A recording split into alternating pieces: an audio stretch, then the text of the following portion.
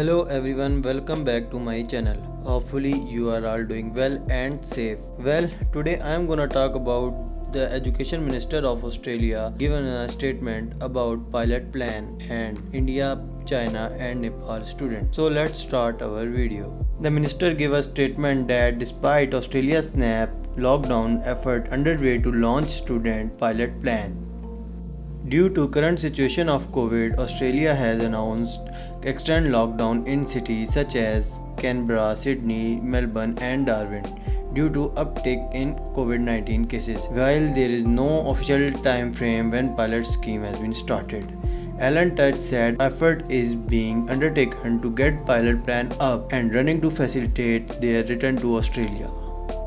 Alan Tudge said, I have received very good international student arrival plan from South Australia and New South Wales, approved by both Premier and Chief Health Officer. But New South Wales is obviously now focused on the current outbreak and getting out of lockdown.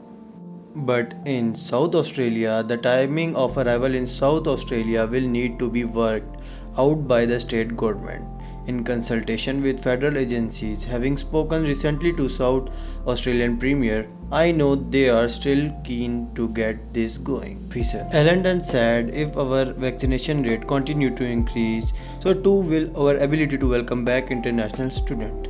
Once Australia vaccination reaches 70%, that will take the country into the transition phase where they can allow greater capped entry of student visa holder subject to quarantine arrangement. And they also said when our border start to open, I am confident that student will return in significant number. Prolonging Indian Nepali student commencement at Australian universities. While international student return to Australia is on pause, Australian universities are suffering plunging commencement, while commencement number from Chinese students are up 9.5% from last year. Indian students are down 55% and Nepalese students are down 40%. Both countries are the main source countries for student enrollment in Australia. Alan Tudge said, I feel for the 10 of 1000 international students who would normally be here, studying on our campus, being a part of our community and enjoy our available Australian lifestyle. He said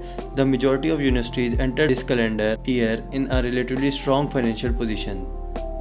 The president of Council of International Students Australia, Belly Lames, she raised a voice for international students and said that the right to receive the education we paid for.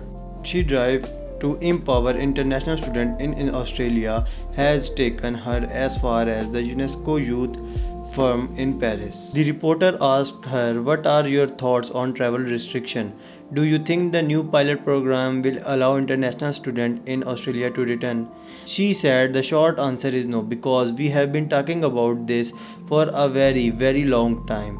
There are students that have paid a full tuition fee and they were not able to access the education, which is completely unfair. It's frustrating to deal with a government direction, as they don't see international students in Australia as rightful residents in this country. We deserve a right to receive the education we paid for. I know the New South Wales government has actually been working for 12 months to develop such plan. Now let's talk about vaccination boost. The people of Australia get 15.2 million doses, in which 5.33 million has been fully vaccinated, and now 21% of Australia's population has been fully vaccinated. Scott Morrison said recent interview, 1 in 4 Australian adults now fully vaccinated against COVID-19. So this is a positive news. The border will be open soon. Hope for the best. Please like, subscribe and share.